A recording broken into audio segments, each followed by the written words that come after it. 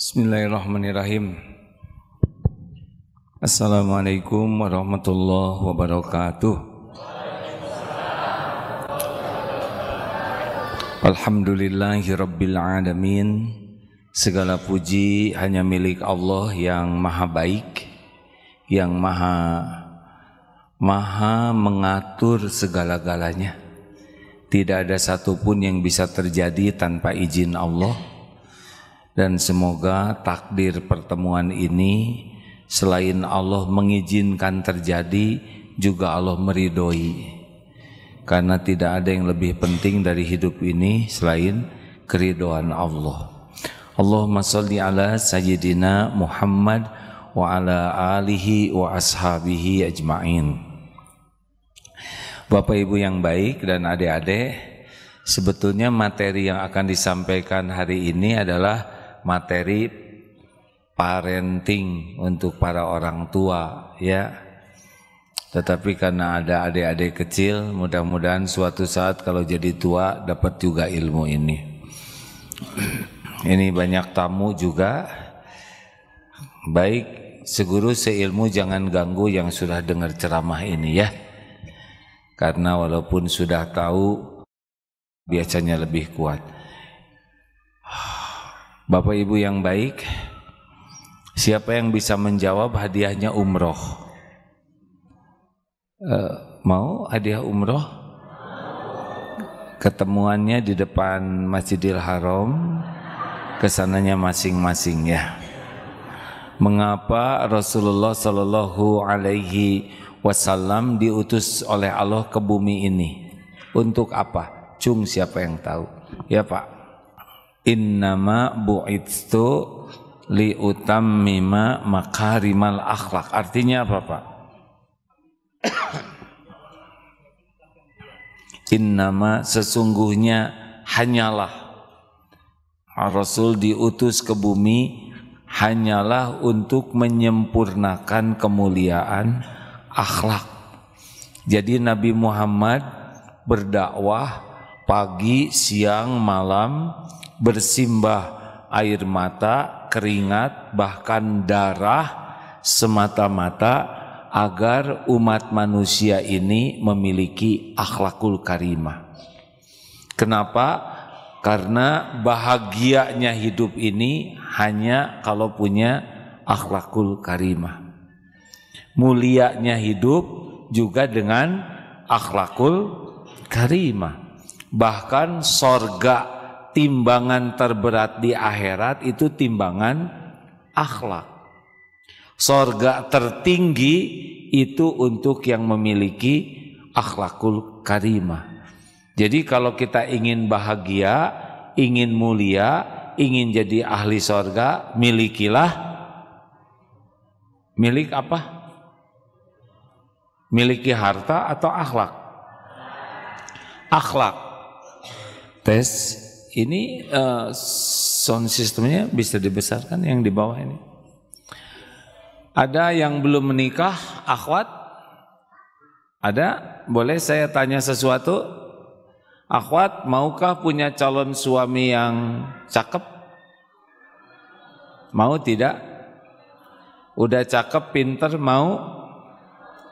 Udah cakep, pinter, banyak uangnya, mau?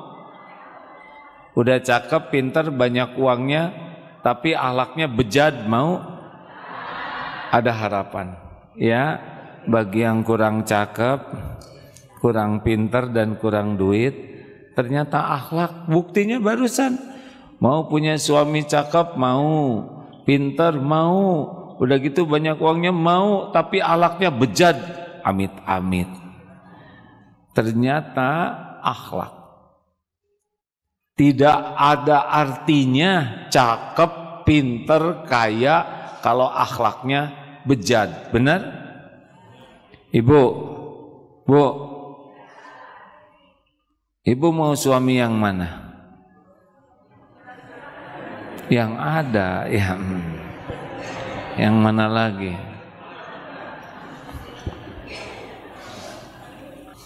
Saya juga mau suami saya tuh, saya ingin suami saya tuh pinter, baik, banyak uangnya.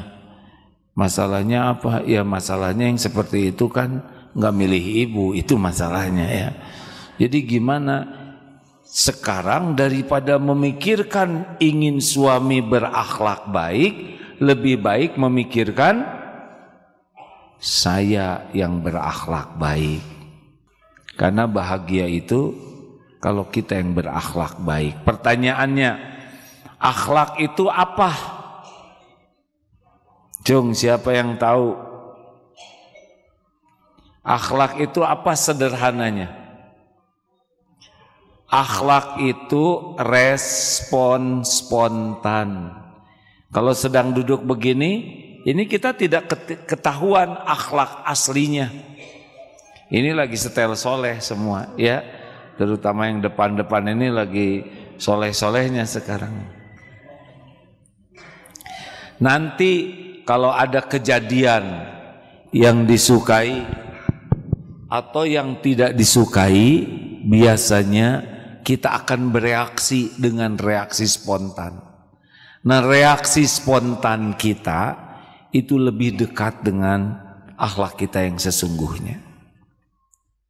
Ada orang yang minta sumbangan atau minta-minta, ada yang mikir, kasih jangan ya, kasih jangan. Kalau saya tidak ngasih nanti saya disangka pelit, gawat. Kalau saya kasih nanti dia minta-minta lagi, lebih gawat, pusing. Nah ini ribet. Bagi orang yang sudah akhlaknya dermawan, seperti Rasulullah lah. Kalau ada yang minta, tidak banyak pikiran, bantu saja. Bagaimana kalau yang mintanya itu orang yang pencuri? Mudah-mudahan dengan keikhlasan kita nanti Allah membuat dia jadi tobat. Karena keikhlasan itulah sebetulnya rahasianya. Ada orang berbuat baik supaya dianggap baik oleh orang lain, supaya diakui sebagai orang baik. Ada orang yang berbuat baik supaya orang lain jadi baik ke kita. Ada orang yang berbuat baik supaya orang tidak berbuat jelek ke kita. Ada orang yang sepertinya berbuat baik supaya orang terjerat hutang budi kepada kita. Ini belum berakhlak baik. Orang yang akhlaknya baik tidak mikir apa-apa dari kebaikannya kecuali cuma satu. Al-Baqarah 195. Wa ahsinu innallaha yuhibbul muhsinin. Dan berbuat baiklah kalian, sesungguhnya Allah mencintai orang yang berbuat kebaikan. Selesai. Jadi kenapa kita berbuat baik? Kenapa kita berbuat baik? Kenapa kita berbuat baik? Karena diperintahkan Allah berbuat baik. Kenapa berbuat baik? Karena Allah mencintai orang yang berbuat kebaikan. Selesai. Bagaimana kalau kita berbuat baik dan orang lain tidak tahu kebaikan kita? Jawab. Ini kurang fokus nih wajahnya.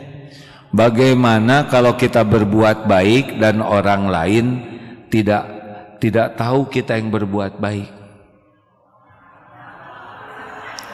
Bagaimana? Tidak apa-apa. Kenapa? Karena Allah pasti tahu.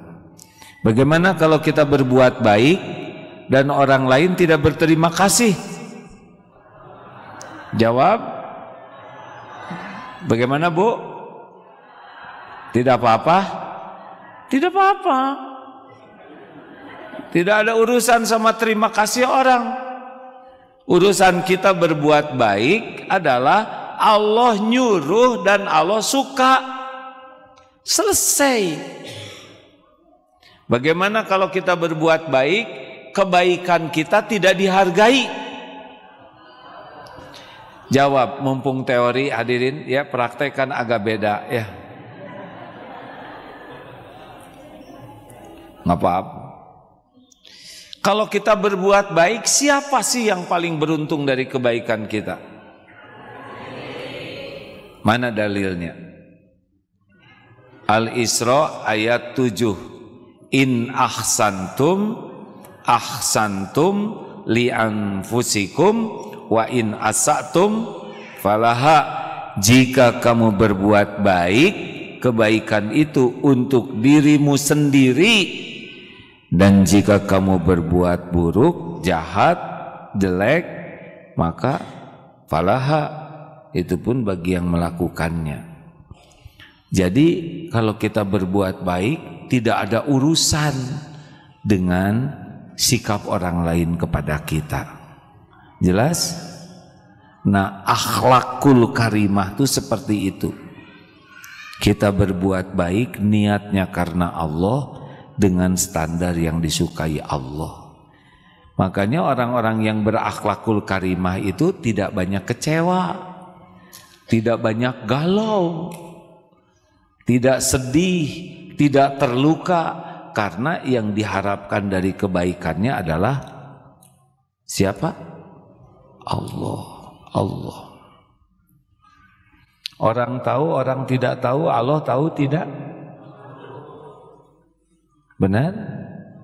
Apa dalilnya? Wa huwa ma'akum aynama kuntum wallahu bima ta'maluna basir. Dan dia, Allah bersamamu dimanapun kau berada, dan Allah maha melihat apapun yang kau kerjakan. Jadi ibu tenang aja. Kalau kita benar-benar berakhlak baik itu cirinya tenang. Apakah setiap berbuat baik pasti membahagiakan? Jawab. Apakah setiap berbuat baik pasti membuat kita bahagia? Belum tentu. Tergantung niat. Kalau ikhlas, bahagia. Kalau kurang ikhlas, kurang bahagia. Kalau tidak ikhlas, tidak bahagia. Ibu masak untuk suami, "Pak, sudah saya siapkan ini masakan kesukaan Papa." Kata suami, "Oh maaf Bu, saya udah makan." Gimana hati ibu? Kecewa. Kenapa? Karena kurang ikhlas. Ibu udah dandan, "Mas, bagaimana penampilan saya?" "Ah biasa aja." Ibu sakit hati. Karena apa? Kurang ikhlas. Jadi ibu, jadi kalau kita berharap dari makhluk, itu sulit untuk bahagia. Akhlak sulit baik. Apa menyebabkan orang tidak ikhlas? 3 penyebabnya. 1, sangat menikmati dipuji orang lain. Jadi orang-orang yang senang sekali dipuji, itu tipis harapan hidupnya bahagia. Apalagi kalau ingin dipuji lebih dari kenyataan, itu stres tuh. Adik-adik, jadi kalau ada, maaf ya, ibu-ibu yang ingin kelihatan cantik itu lebih capek hidupnya daripada ibu yang biasa-biasa aja. Ingin kelihatan awet muda itu lebih stres. Ingin kelihatan langsing itu sering tidak napas ya. Saya dari pagi sepedahan ke atas turun, pas barusan ngaca, loh kok kulit jadi hitam begini? Ya sudah, emang udah hitam, beres. Menderita itu kalau ingin kelihatan putih ya, tinggal dicat aja. Ingin kelihatan kaya itu menderita, jadi banyak cicilan, benar? Ingin kelihatan elit, capek. Yang enak dalam hidup ini enggak ribet dengan pujian orang.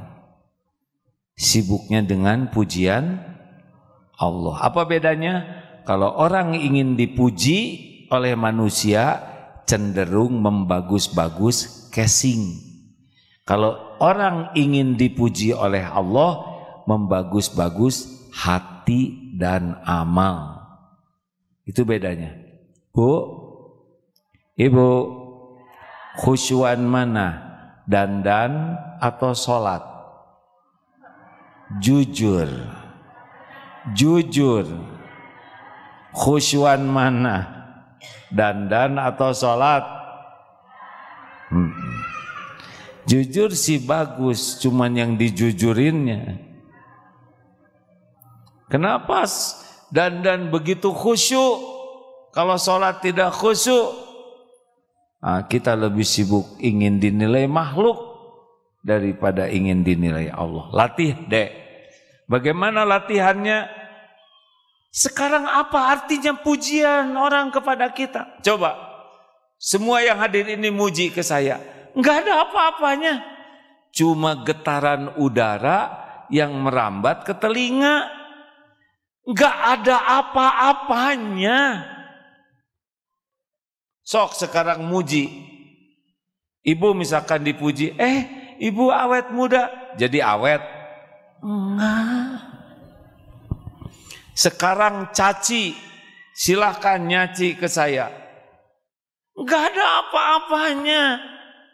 Cuman getaran udara, puji, caci, ember jatuh, sama. Cuma getaran udara yang merambat ke telinga. Enggak ada apa-apanya sama sekali. Tapi orang-orang yang tertipu sangat menikmati perkataan yang tidak ada apa-apanya. Malah lebih banyak bahayanya dipuji itu. Karena kalau orang dipuji, lupa ke Allah, ingat ke diri. Anaknya pintar. Memang kami sebagai orang tua harus orang tua bisa bikin anak tidak? Bisa lagi. Boro-boro bikin anak, gambar anak aja tidak bisa. Sehelai rambut saja, bikin sehelai rambut anak tidak bisa. Anak sepenuhnya ciptaan Allah. Anak sepenuhnya milik Allah. Anak sepenuhnya dalam kekuasaan Allah. Anak adalah ujian dari Allah. Anak adalah amanah dari Allah.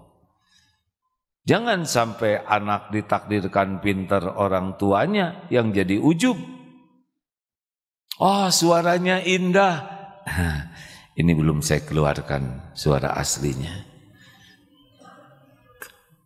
Siapa yang bikin pita suara ini? Setiap pujian yang datang kepada kita pasti itu adalah milik Allah. Pasti. Apa coba? Wah, pinter. Otak siapa yang bikin? Wah, gagah. Siapa yang bikin otot? Wah, kuat. Siapa yang bikin kuat? Wah, bisa. Siapa yang memampukan?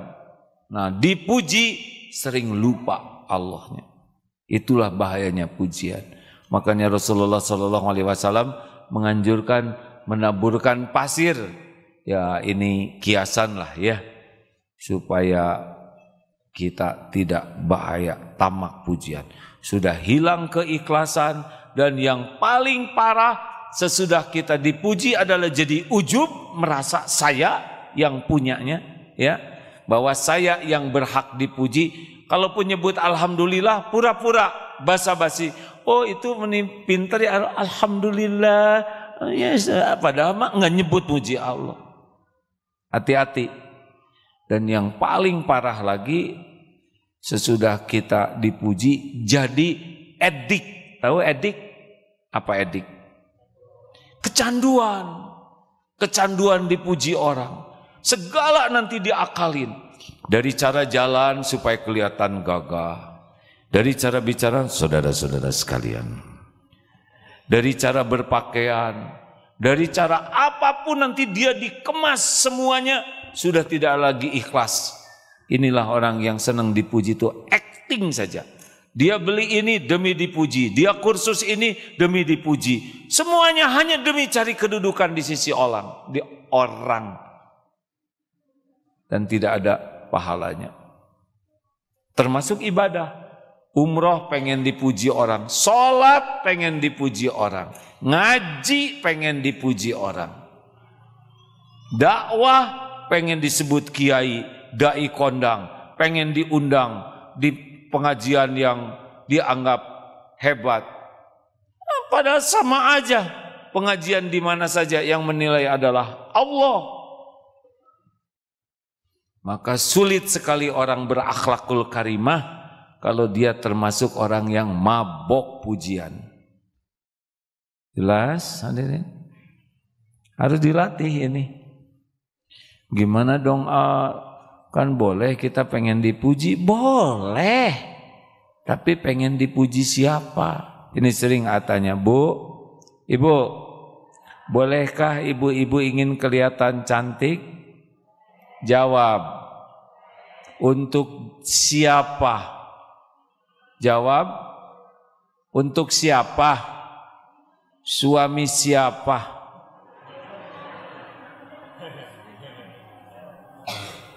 Ini santri belum punya suami ikut ngomong lagi, ha?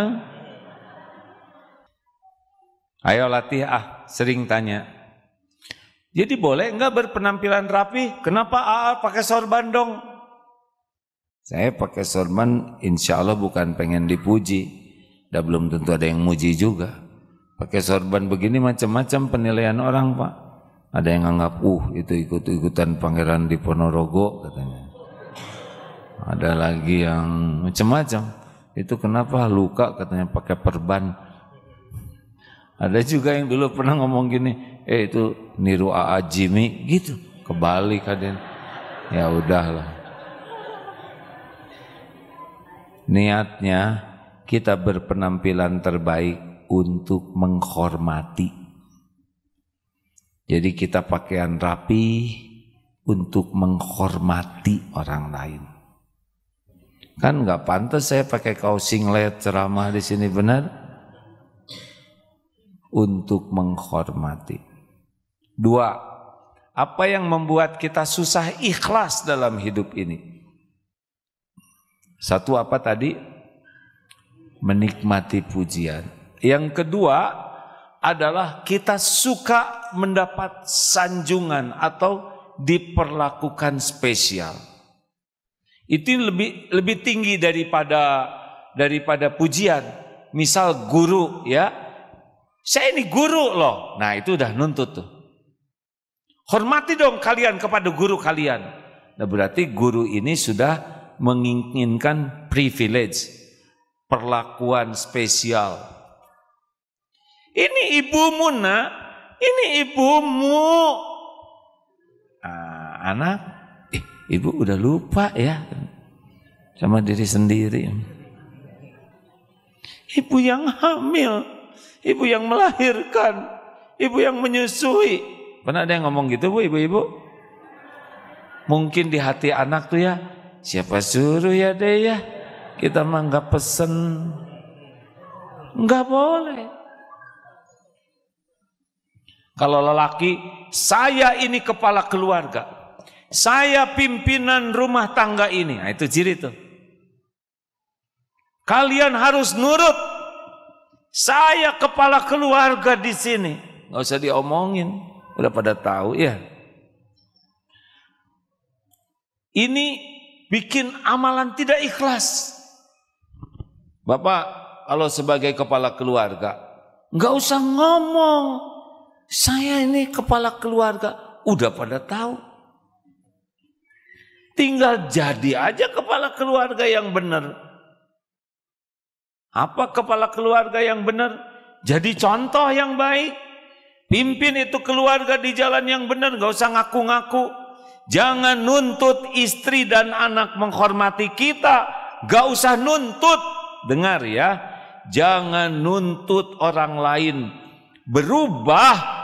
Tapi tuntut diri sendiri yang berubah. Dan bantu yang lain berubah. Ini penting ini.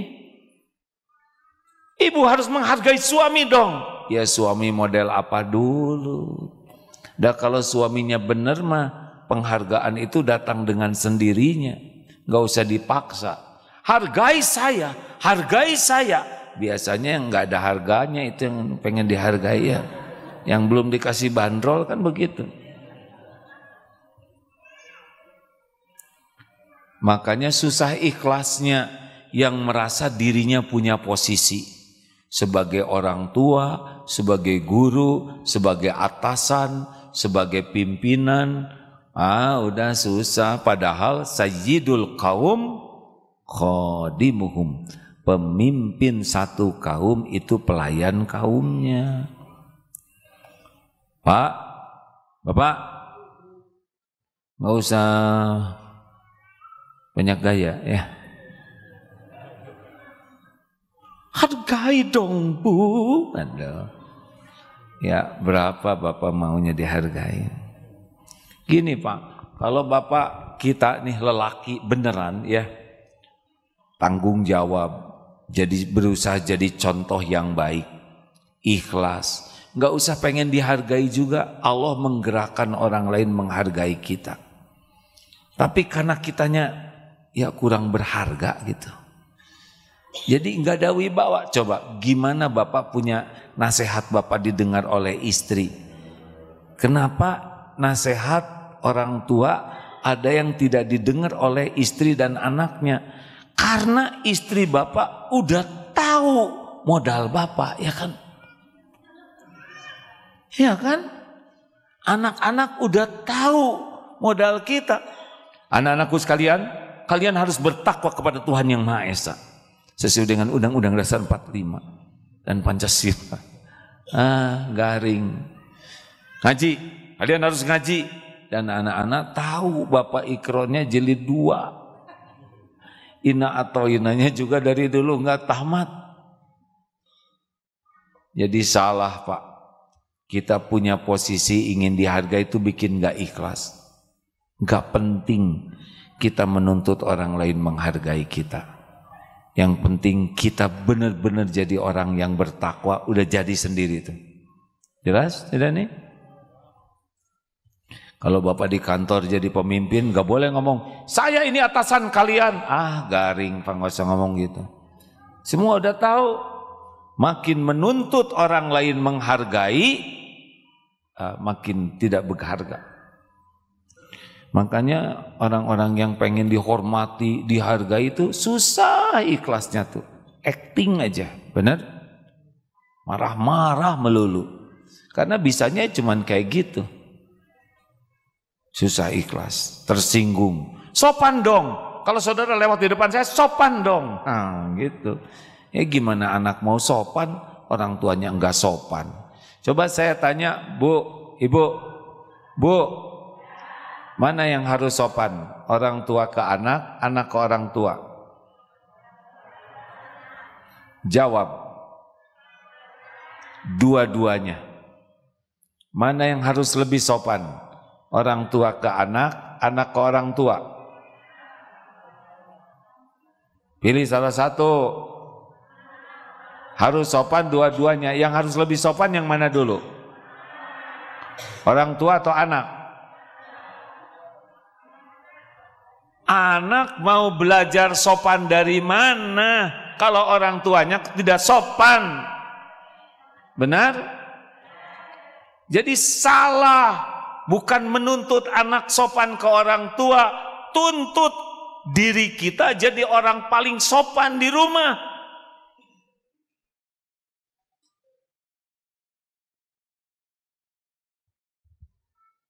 Mikir.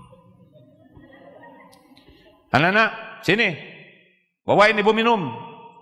Pelajaran apa ini?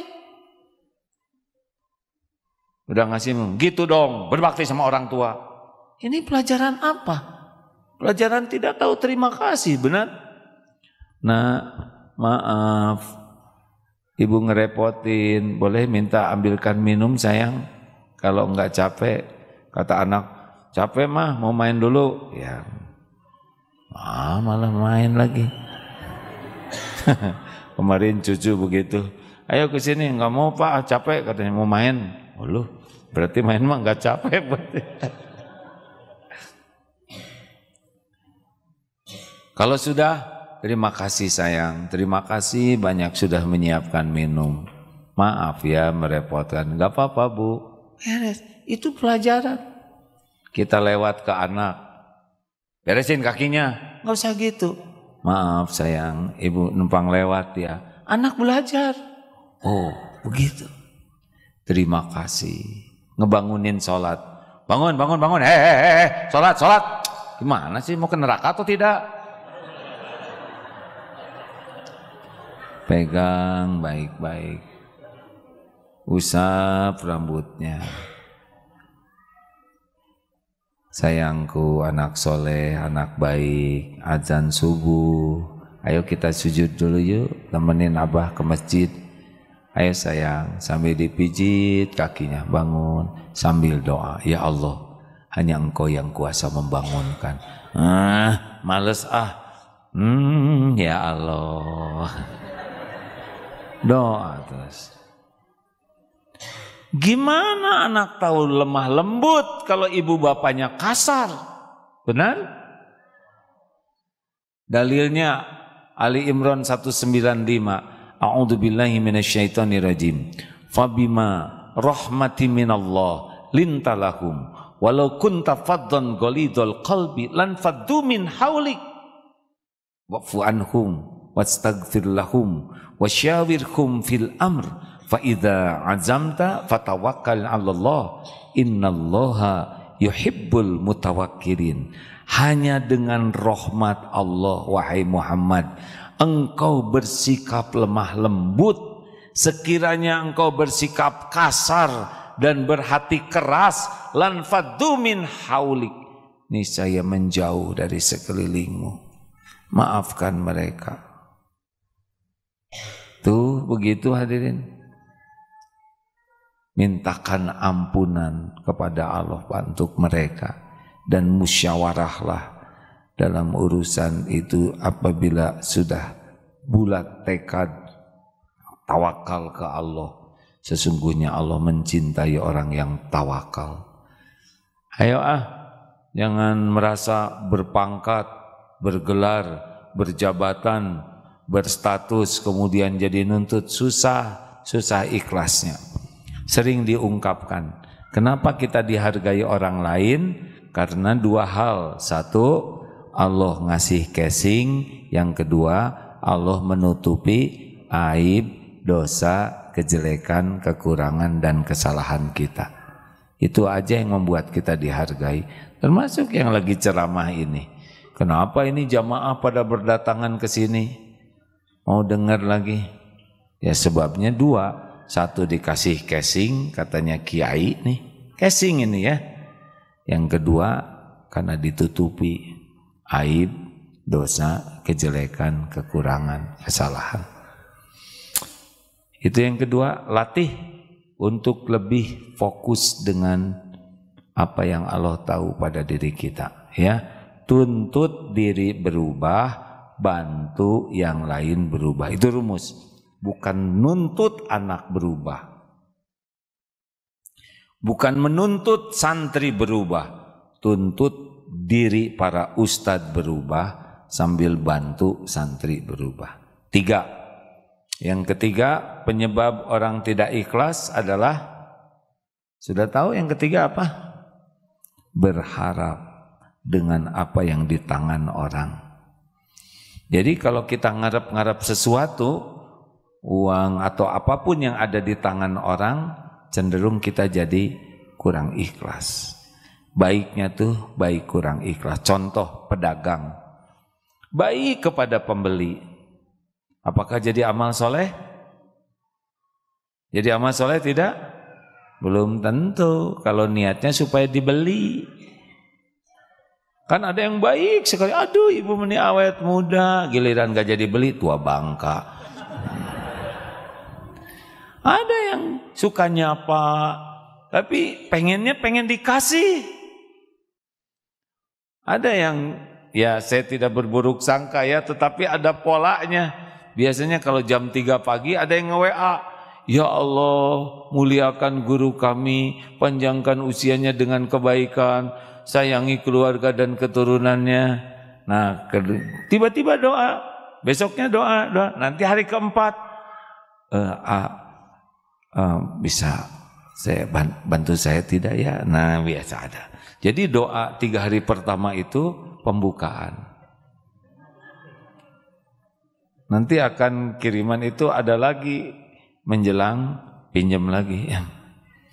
Bukan tidak boleh, tapi janganlah berbuat baik karena ngarap-ngarap sesuatu dari orang yang kita baikin.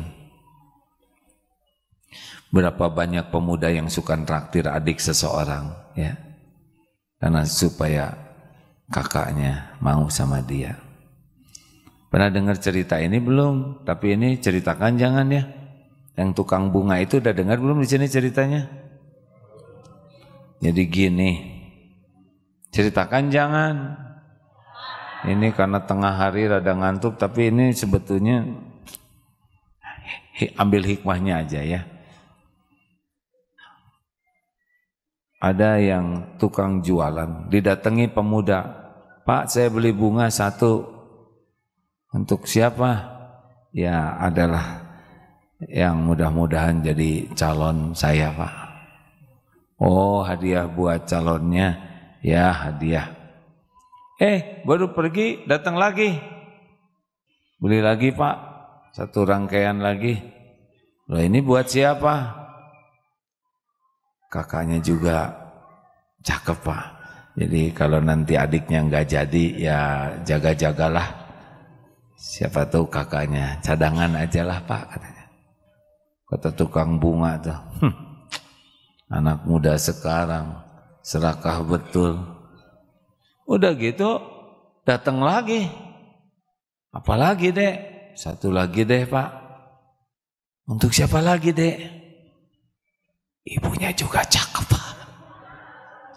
Saya kalau ke sana lihat ibunya juga ya gimana lah, saya hadiahin aja lah Pak. Kurang ajar nih anak. Udah adiknya, kakaknya, ibunya, di hati tukang bunga. Dah saja ada yang penting laku. Pergilah. Aduh senang itu. Ke kakaknya juga kasih. Ibu lagi ngobrol nih. Ting teng karena sore-sore. Siapa tuh buka? Oh papa datang, kata anaknya tuh. Pas dibuka pintu langsung itu berdoa. Ya, panjang sekali doanya tuh. Bapaknya masuk, dia terus doa begitu. Karena panjang sekali, kata si calonnya ini berkata, sudah lama nih, udah panjang banget. Sudah tukang doanya, saya nggak nyangka, ternyata akang ini orangnya religius sekali, doanya panjang sekali. Iya Neng, akang juga nggak nyangka, ternyata orang tua Neng tukang bunga katanya. Ini tinggi sekali hadirin gurauannya ya, tidak semua orang mengerti. Kayak anak-anak ini pusing dia, apa urusannya? Ngerti enggak? Jadi dia berdoa tuh begini. Pas sudah lihat yang datang yang bapaknya, ternyata tukang bunga, hancur hatinya. Ini teh enggak nyambung dengan ceramah hadirin, tapi mudah-mudahan ada hikmahnya lah. Kalau mau berbuat sesuatu sing ikhlas, jangan berharap dari makhluk, karena makhluk tidak akan bisa memberi nikmat tanpa izin Allah. Kalau kita sudah berharap dari makhluk, tidak nyaman hati kita. Senyum kita tidak ikhlas, sapaan kita tidak ikhlas, kunjungan silaturahim tidak ikhlas. Kalau hanya ingin pemberian dan belum tentu ditakdirkan oleh Allah ada rezekinya. Kalaupun takdirnya ada rezekinya lewat orang tersebut, kita enggak dapat pahala dan tidak dapat kemuliaan. Kalau mau baik, baik saja, selesai aja. Tidak usah ribet. Berterima kasih atau tidak, enggak ada masalah. Baik-baik saja, ke siapa saja baiknya. Jangan pilih-pilih. Oh ini nih baik nih, kayaknya banyak duitnya, dibaikin. Ini bokeh nih, kurang baik. Tamu nih, kayaknya kaya nih, dibaikin. Bawa maaf, sumbangan ya. Padahal kalau nyari keridhaan Allah, baik ke siapa aja. Inilah yang akan jadi amal soleh. Kalau kita tidak termasuk orang yang tamak pujian, sangat menikmati diperlakukan spesial dan tidak berharap dari tangan orang, bahagia.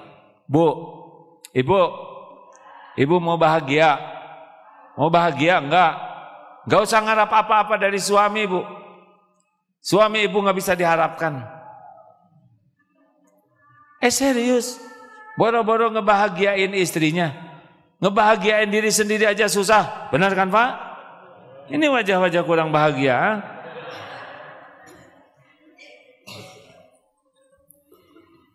Kalau mau bahagia, udah lakukan aja yang terbaik.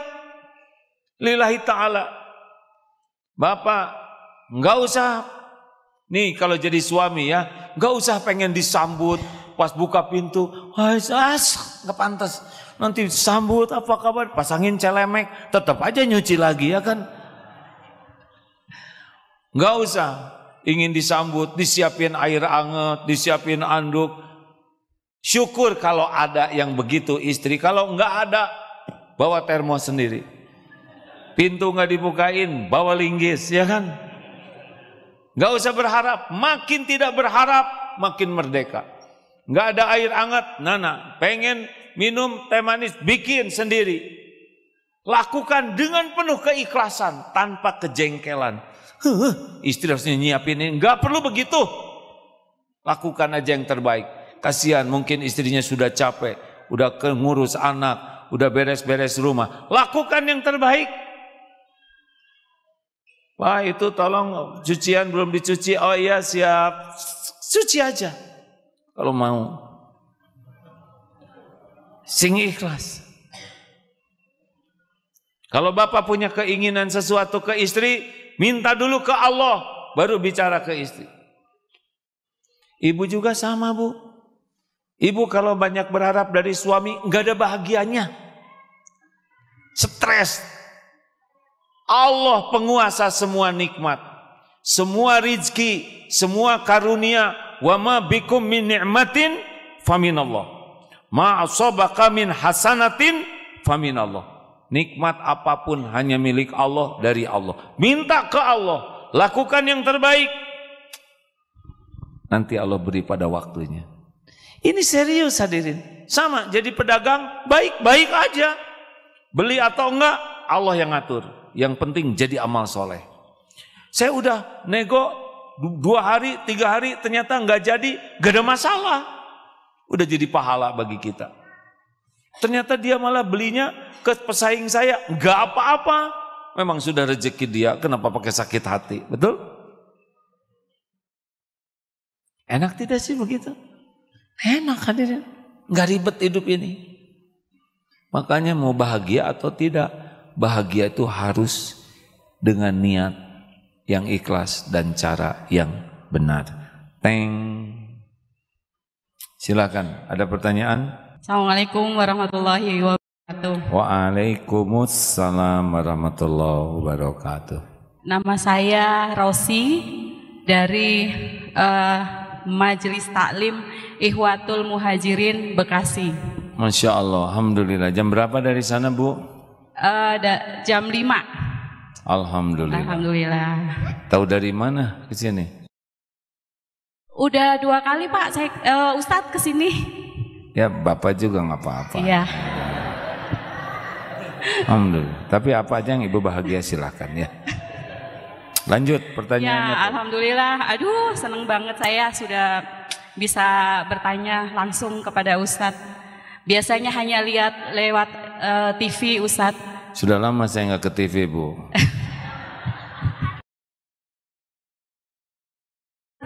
Tadi kan sudah dijelaskan mengenai parenting ya, mengenai bagaimana kita berhadapan dengan anak. Ini bukan curhat ya Ustadz ya? Iya.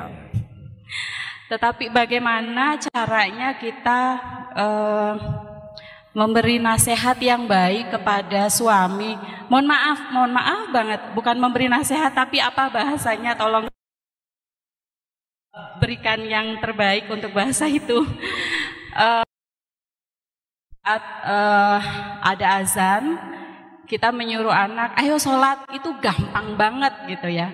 Tapi lihat ayahnya masih mainan gadget, mainan HP gitu.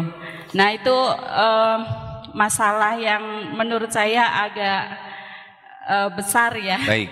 Begitu, itu aja sih Ustaz, ya, bagaimana menghadapi masalah seperti itu. Itu aja. Assalamualaikum warahmatullahi wabarakatuh.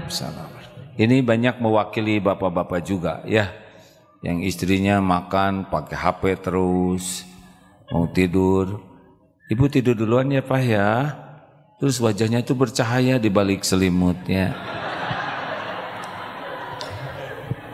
Anak-anak tidur ya, ibu mau balesin dulu WA grup ibu nih, besok penting. Begitu. Jadi ini masalah nih HP ini. Membuat yang dekat jadi jauh, yang jauh jadi dekat. Benar? Bagaimana kalau pendamping hidup kita, baik suami atau istri, belum sesuai harapan? Yang pertama adalah tobat. Suami yang ngaco saya yang tobat. Kan setiap kepahitan itu diundang oleh dosa. Ibu pasti nggak enak lihat suami kayak gitu sikapnya, ya kan? Nah nggak enak ini tuh adalah diundang oleh dosa. Dosa saya apa? Nah itu dia dosanya, nggak ngaku, ya. Pasti banyak dosa kita ini. Jangan-jangan kita nih yang banyak pegang HP. Pak, simpan dong HP-nya sambil megang HP yang. Astagfirullahaladzim, ya Allah, jangan-jangan ini teguran darimu. Saya juga masih sangat banyak pegang HP. Anak tidak bisa lepas dari HP, suami tidak bisa lepas dari HP. Pas dilihat ibu pegang 2 HP ya. Astagfirullah, astagfirullah, astagfirullah. Langsung evaluasi masalahnya apa pada diri kita dengan Allah. Karena kepahitan itu bisa didatangkan oleh Allah. Wa ma asabakum min musibatin fabima kasabat aydikum. Asyura ayat 30. Musibah apapun yang menimpamu diundang oleh dosamu sendiri. Jadi tobat. Yang kedua, contoh. Pada waktu anak-anak ayo ke masjid. Pak, saya juga ikut nemenin anak ke masjid ya. Dah gitu. Nggak usah, Pak, ke masjid dong. Nanti bertengkar. Contohin dulu. 3, doa. Ya Allah. Tapi jangan doa jelek, rusakkan HP suami saya. Rusak, nggak boleh begitu. Ya Allah, balikan hati suami saya. Harus doa dulu. Nah baru yang keempat, nanti kalau lagi suasana enak, Pak gimana caranya ya? Harus posisinya itu jangan menyerang. Harus posisinya itu adalah mensupport. Wah, Papa udah rajin ke masjid, apalagi kalau lebih awal pasti lebih keren gitu. Hindari, Papa tuh mau menjerumuskan anak ke neraka ya. Hindari serangan-serangan. Ya, posisi dakwah yang paling enak itu kita di bawah, mensupport. Bukan menghakimi. Jadi pertanyaannya suka doa enggak? Jarang doa. Harusnya didoain dulu. Sama Bapak juga. Pak, Ibu mau beli tas ya? Jangan ngomong tidak. Ibu senang tas? Mari Bu, saya setuju. Gitu aja. Pengen toko silahkan. Ibu pilih yang mana? Bapak di luar ya, saya leluasa. Ibu, Bapak doa. Ya Allah. Cari yang murah aja. Balikan hatinya supaya enggak pengen belanja apapun. Nanti keluar dari ada yang cocok Pak, alhamdulillah.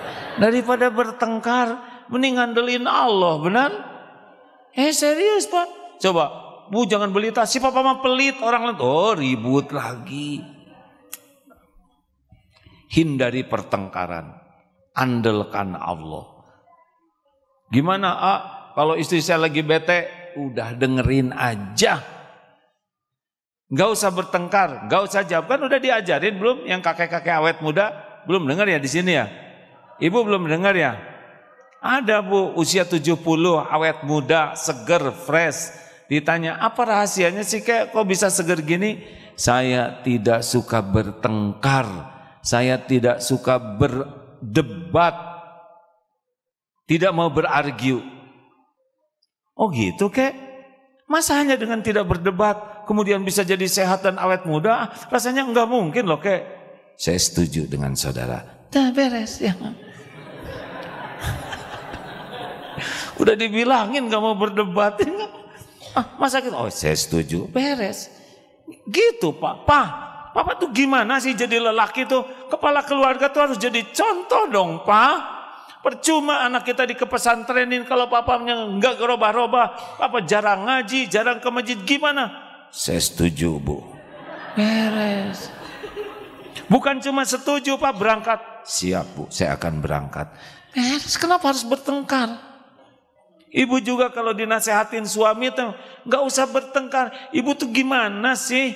Pengajian kayak makan obat sehari 3 kali, tapi yang berubah cuma seragam. Kelakuan nggak berubah-ubah. Rubah dong Bu akhlaknya. Saya setuju Pak. Beres. Tinggal berubah ya kan? Ngapain bertengkar? Ya, gitu Bu, doain suaminya. Jangan bicara sebelum doa dulu. Jangan bicara pakai jengkel. Kalau bicara pakai jengkel ujungnya bertengkar. Mengalah. Dan orang berubah perlu waktu. Ya, tidak seperti membalikan tangan. Siap, penanya selanjutnya tadi. Ya Pak, itu 2 ya. Assalamualaikum warahmatullahi wabarakatuh. Perkenalkan, nama saya Bapak Nanang dari Cimareme. Saya mau tanya tapi di luar tema. Apakah bertorikoh itu wajib hukumnya? Terus bagaimana dengan saya yang belum masuk torikoh? Karena yang saya dengar torikoh A sama torikoh B itu berbeda-beda. Yang saya tanyakan, apakah semua orang itu harus masuk torikoh? Itu saja pertanyaan dari saya. Wassalamualaikum warahmatullahi wabarakatuh. Waalaikumsalam warahmatullahi wabarakatuh. Gini aja lah Pak, disederhanakan ya. Nggak usah ribet dulu dengan yang membuat Bapak pusing. Apalagi terlibat dalam perbedaan pendapat kalau ilmu kita sedikit. Sekarang belajar saja. Niat ke Allah, Rabbi zidni ilma, ya Allah. Kemudian cari guru, ulama yang sempurna tidak ada, tetapi ciri khasnya kepada Allahnya itu bulat, tidak menuhankan yang lain selain Allah. Ke Allah yakin gitu, tidak menuhankan duniawi, tidak menuhankan nafsu, syahwat. Nah biasanya ulama yang begini, maaf seperti beliau itu akan lebih banyak bimbingannya dari Allah. Kemudian yang penuh kasih sayang, yang tidak marah-marah, tidak emosional, ke umat itu ingin mengaping gitu ya. Walaupun ada perbedaan pendapat, rahmat. Menjelaskan tanpa mengejek, tanpa mencela-cela, tanpa memanggil dengan gelaran buruk. Nah, belajar saja gitu Pak. Lalu udah belajar, niatnya ikhlas, kemudian amalkan. Gitu aja lah ya. Saya juga tidak mengerti torikoh Pak. Halo? Hindari yang berdebat dulu, nanti jadi pusing sendiri. Orang non-Islam aja belajar Quran terjemahnya bangga dengan Islam, kenal ke Allah, kenal. Nah Bapak sekarang harus baca Quran, dengan terjemahnya ya Pak. Karena banyak yang baca Quran tapi tidak baca terjemahnya. Jadi tidak mengerti isinya. Pernah suatu saat, ini sudah baik sekali amalan ini, baca Al-Waqi'ah. Hampir 10 menit lebih.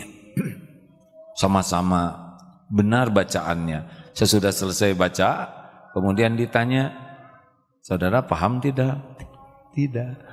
Apa yang diperintahkan Allah di surat Al-Waqi'ah, pelajaran apa? Enggak dapat. Padahal kan yang paling penting paham. Nah Bapak sekarang belajar Quran dengan terjemahnya. Coba tiap hari 1 juz ya. Kita kan banyak yang Fatihah saja tidak ngerti Pak. Jangankan Fatihah, Al-Ikhlas saja tidak paham. Nah belajarlah Al-Quran dengan terjemahnya. Syukur dengan tafsirnya, dengar ceramah dari yang ahlinya gitu. Hindari dulu yang berdebat ya Pak ya. Gitu. Nggak ribet kok Pak, dekat dengan Allah mah. Yang ribet itu nafsu. Kalau belajar agama pakai nafsu, itu ribet. Teng. Ya. Silakan. Nama saya Lutfi Fauzan, saya mahasiswa Al-Imarat. Tentang mengenai kebahagiaan yang tadi materi sampaikan, tapi sudut pandangnya itu dari selaku remaja gitu. Kan kita hidup di zaman sekarang yang penuh dengan teknologi gitu. Sedangkan kan kita tidak mungkin bisa apa-apa gitu tanpa yang namanya HP gitu. Sedangkan dalam research banyak sekali orang yang ngomong kalau misalkan HP itu bisa menimbulkan kesedihan gitu, kesepian. Nah sedangkan kalau misalkan ada remaja yang ingin sekiranya tobat menjauhi HP, itu kan mustahil juga karena banyak hal yang kita butuhkan dari HP. Misalnya melamar kerja, bahkan berkontak dengan orang tua pun yang jaraknya jauh, kita kan butuh HP juga. Ya. Jadi menurut sendiri gimana gitu solusi terbaik untuk menjauhi benda yang sekiranya memiliki potensi mudarat yang besar gitu.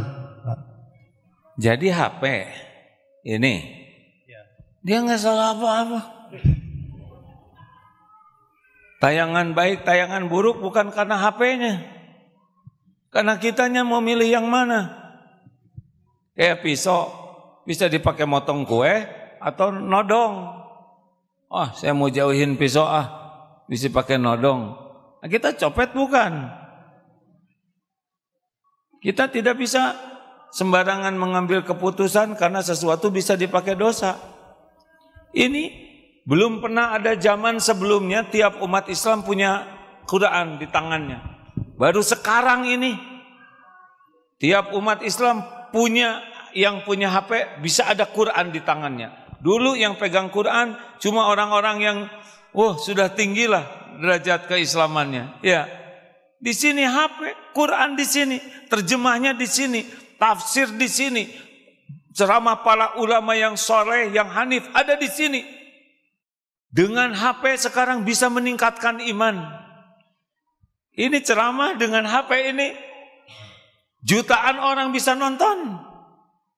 Ladang iman, amal soleh, dakwah bisa dengan ini. Jadi jangan dijauhi HP-nya.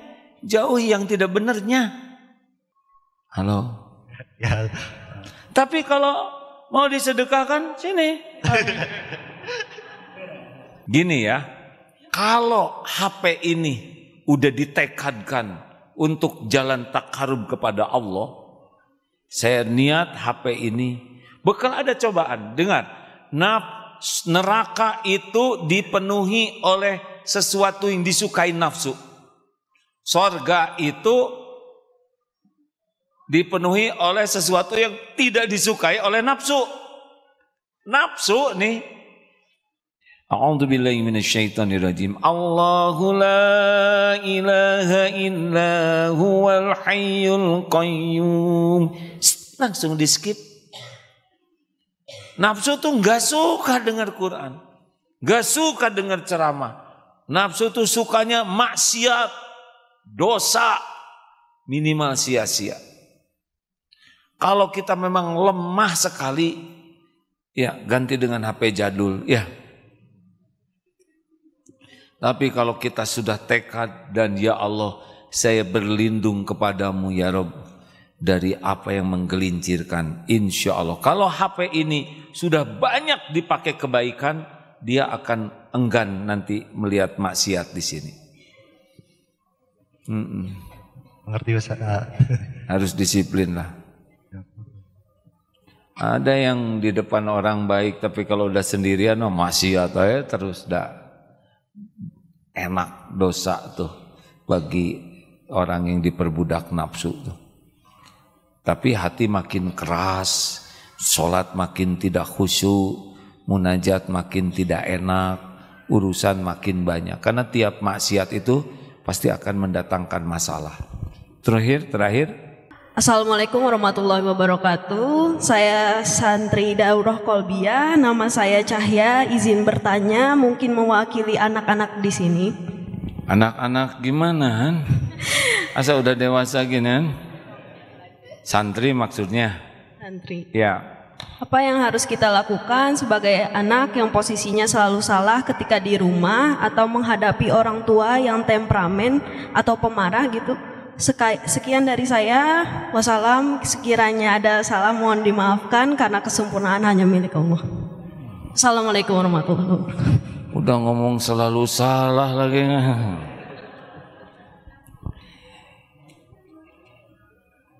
Jadi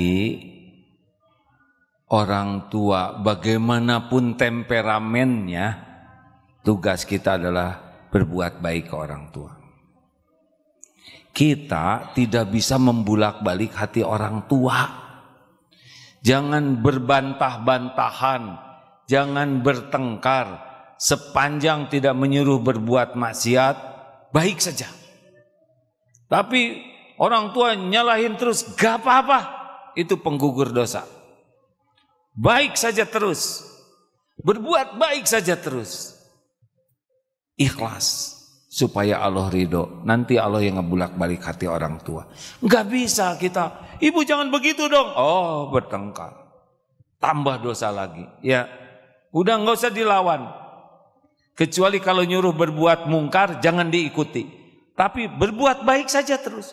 Dikasih segini kurang, ini kasih lagi. Ini kurang, semampunya kasih. Terus saja berbuat baik. Itu deh.